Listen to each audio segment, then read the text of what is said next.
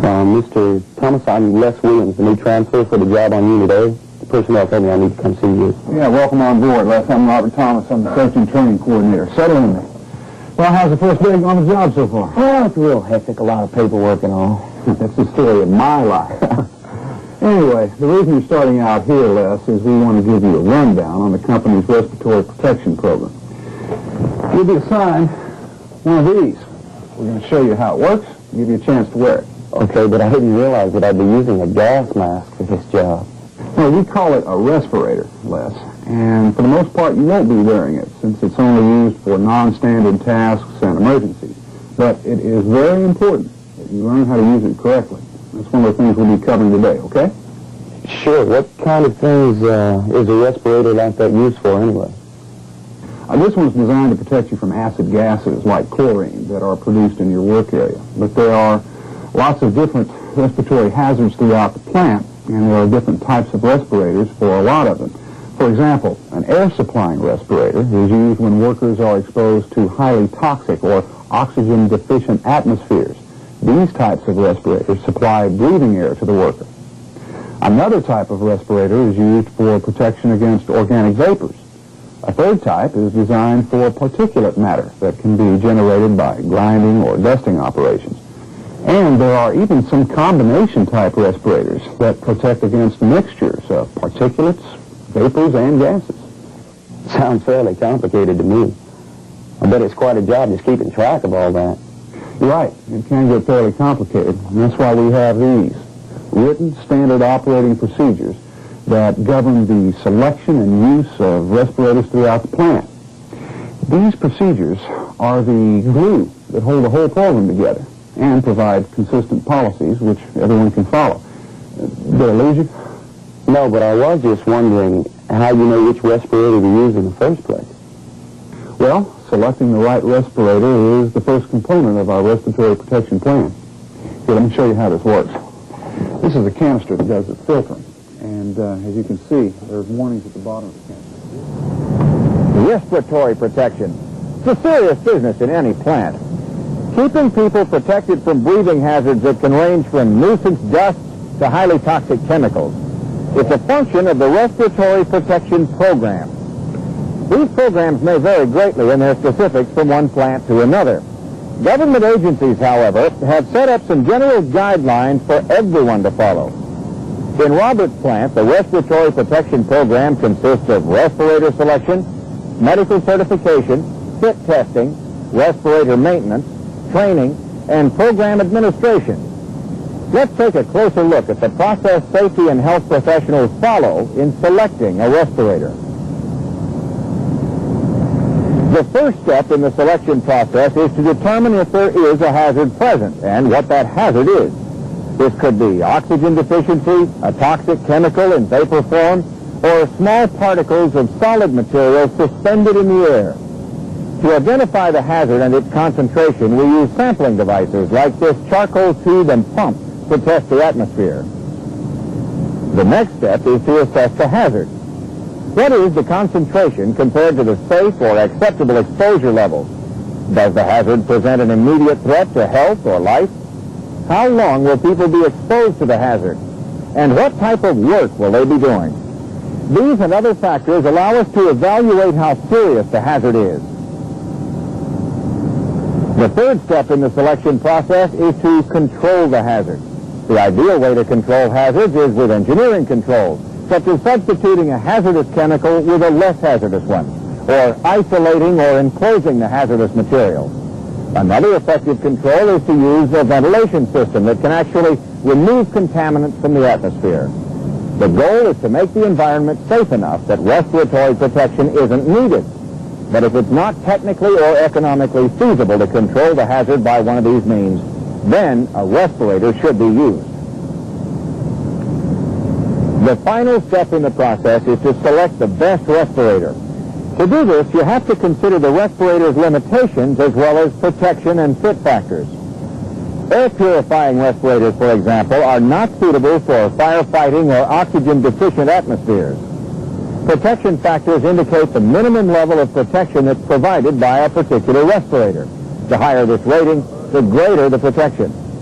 Finally, a good respirator fit is essential to minimize the amount of contaminants that can enter through the face seal. All of these factors come into play when selecting the best respirator. Let's check back now and see how Robert and Les are doing.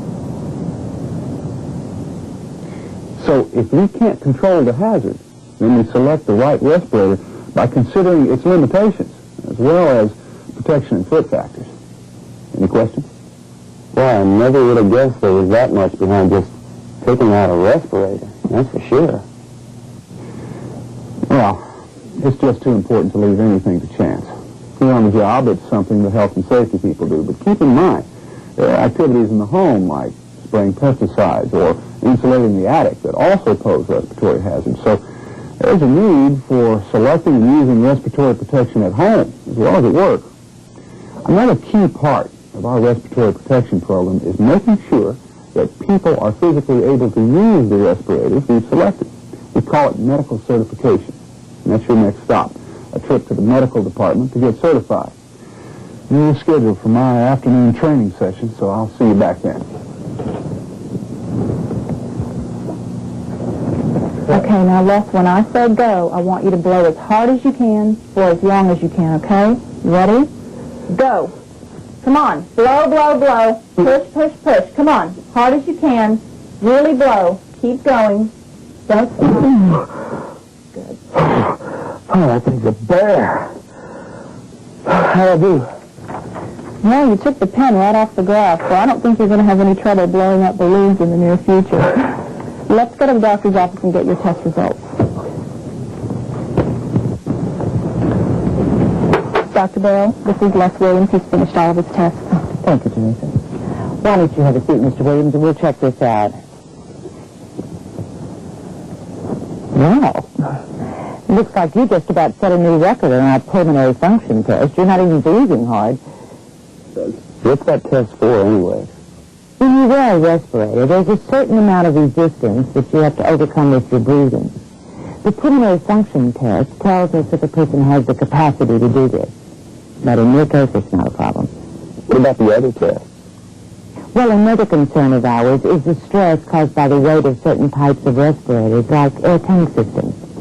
We need to be sure that the people who wear these respirators can handle the weight of the device and physical stress of the work as well.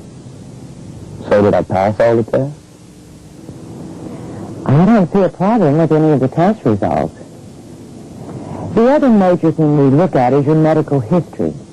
There are certain conditions like high blood pressure or asthma that can affect a person's ability to use a respirator. But the only thing I see on your report is chicken pox, age 11. So I guess you're passed. Choosing the correct respirator and making sure the user is medically approved to wear it are key elements in any respiratory protection program. Another key element is fit testing. A good fit is absolutely essential to protect against respiratory hazards. Respirators, like people's faces, come in many different shapes and sizes. The purpose of fit testing is to match the two so we can achieve the best seal. But even after such a match is made, there are other factors that can affect a respirator's seal. In the field, for example, users may not wear the respirator properly, thus reducing its effectiveness. Or respirator maintenance may be overlooked, allowing more contaminants to leak through the mask. In other instances, sealing problems are caused by eyeglass temple bars lodged between the face and mask, or by facial hair, which interferes with the respirator's seal. The bottom line for protection is that you need a good fit and a good seal. There are two different methods that can be used to test a respirator seal. In quantitative fit testing, a person is placed in a test chamber and then exposed to a measured concentration of a non-toxic aerosol, like corn oil. The respirator is equipped with a probe that allows us to measure how much aerosol leaks into the respirator facepiece. The main advantage of this test is that we can obtain a precise measurement of any leakage. The second type of test is more subjective. It relies on a person's sense of smell, taste, or irritation to detect leakage into the respirator. It's called a qualitative test and is performed with a test agent like banana oil, saccharin, or irritant smoke. The main advantage of the qualitative test is that it's fast and simple and can be easily conducted out in the field. A good fit. It's nearly as important as the respirator itself. And speaking of fit, Les should be over at the test station by now. Let's check and see how he's doing. Okay, Les, let me show you how to put this thing on, then you can give it a try. Now first, position the mask so that it's basically centered over your mouth and nose. Now make sure that your hair and sideburns stay clear of the respirator because that could interfere with a good seal. Now after the mask is positioned, pull back on the head straps until the respirator fits snugly on your face. You want it tight, but not so tight that it becomes uncomfortable to wear. Why don't you give it a try?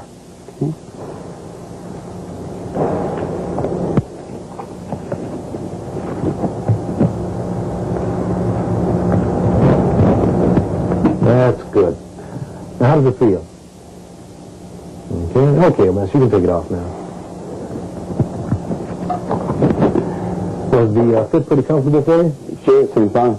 Good. I think we got the right size for you, but we'll know for sure after we do a few tests. Now, the first test is called a negative pressure test. To do it, you simply close off the inlets of the canister or cartridge with the palms of your hands and slowly inhale until the mask starts to collapse. Then you hold your breath for about 10 seconds. Now, if the mask stays collapsed and you don't detect any inward leakage, you probably have a good seal. Now, the second test is called the positive pressure test. On this one, you cover the exhalation valve of the respirator and gently exhale. If pressure builds up inside the face mask and you can't detect any obvious leakage, the seal is probably good. Now, it's important that you do both of these tests every time you use your respirator. It's your only guarantee that you've got a good seal. They're quick and simple, and they can save you a lot of grief in the event your respirator does have a leak. Now, let's have you do a positive and negative pressure test, and then you'll actually measure how well your respirator works with a quantitative fit test. All right? Sure. Another key element of the respiratory protection program is maintenance. Like any equipment, respirators need to be inspected and cleaned at regular intervals. Worn or defective parts have to be replaced, and the respirator must be stored properly to avoid damage when it's not in use. These are the four components that make up the maintenance program. Let's take a closer look at what each involves. Respirators that are used on a routine basis should be inspected before and after each use. Those used for non-routine purposes, such as emergency escape respirators, should be inspected at least once a month and after each use. The inspection should include checking the facepiece for excessive dirt, cracked or badly scratched lenses, physical distortion or inflexibility, and any missing or damaged threads, gaskets, or mounting clips. The head straps and harness should be inspected for any breaks or loss of elasticity, as well as any broken or malfunctioning buckles. Inhalation valves are checked by removing the valve cover. Inspect for missing or damaged valves, foreign matter under the valve seat, improper installation, and defective or missing valve covers. On air purifying respirators, the purifying element may be a cartridge, filter, or canister.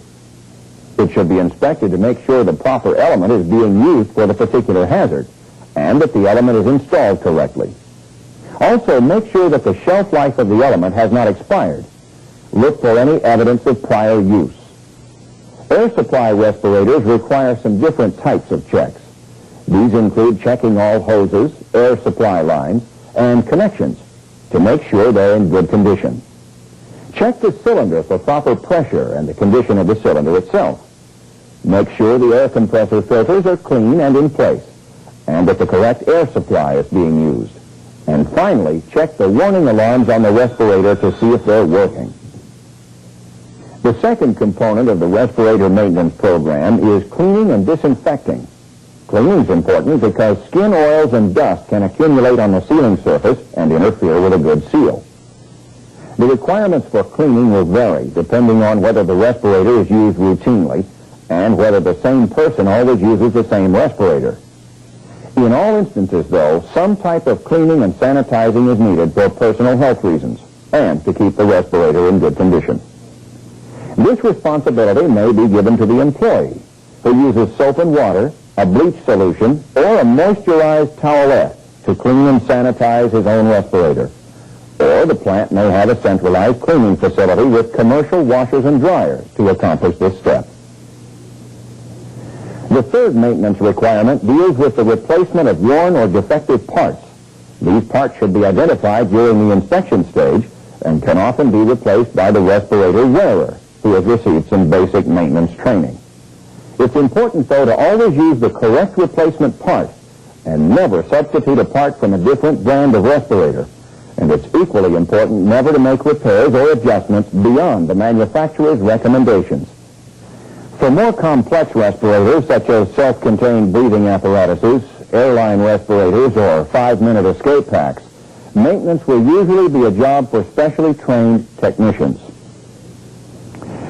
The fourth maintenance consideration is respirator storage. Storage is an issue because respirators can be damaged if they're exposed to heat, sunlight, chemicals, or other elements. To prevent this from happening, respirators should be stored in a clean and dry environment like a locker or storage cabinet. A toolbox or the back of a pickup truck is not the place to store a respirator. That wraps up our main concerns on respirator maintenance. It all boils down to simply taking care of the equipment so that it'll work right when you need it to take care of you. Well, Les is due back at Robert's office for the respirator training session. Let's see how he's doing. I'll tell you what, it's supposed to be good. Hey, Les, I see you survived your first day. How did it go? Well, I practically blew the pin off the graph on that breathing machine over at Medical. I passed all my fit checks, and I even learned some basic respirator maintenance procedures. Everything went great. I had a feeling that it would. It's good you got up to speed on the basics because we're going into plant-specific hazards and procedures in this session. Let's get started. Thank you for coming, guys. The purpose of this training session is to give you some detailed information regarding respiratory hazards that exist on our site. And we're going to look at equipment and procedures that are used for protection against these hazards. Now, I've listed the points we want to cover on this flip chart. As you can see, our training objectives are broken down into the following points: respiratory hazards, respirator selection logic, respirator limitations, proper fitting and use of respirator Training, the element that brings it all together for the people who need respiratory protection. And it's the part of the program where your input and involvement is needed for success. While specific programs will differ depending on location, they all function to inform you of the hazards and the equipment and procedures that are used for your protection. The final component of a good respiratory protection program is administration, making sure that everything's working the way it's supposed to. In this plant, it's Robert's responsibility to see that the various parts of the program come together to get the job done. Okay, Jim, how are we looking in the fit testing area? Well, we've been having some problems with those new half-mask air purifying respirators. The monogoggles our people wear just don't fit well with that respirator and tend to interfere with the seal. I think one or the other is going to have to go. How is the respirator performing on its own? Oh, there's no question that it provides better protection than the old model. Well, if that's the case, why don't we contact our supplier and see if he can equip us with some of those smaller frame monogoggles. If we can find a good match, we'll stick with a new respirator. Dr. Bale, how are we looking in the area of medical certification? Well, you're doing good, Robert. We put in a new computerized system that helps us screen test results and health histories of new employees. This gives us some consistency and makes our jobs faster across the board. Within 3 months, we should have... A primary function of administration, in addition to record-keeping and written procedures, is an ongoing evaluation of the effectiveness of the entire program. Conditions can change. New hazards may be introduced. Better equipment may be designed. The respiratory protection program is set up to be flexible, so it can react to these changes. Periodic evaluations allow us to identify areas where improvements can be made in the overall plan.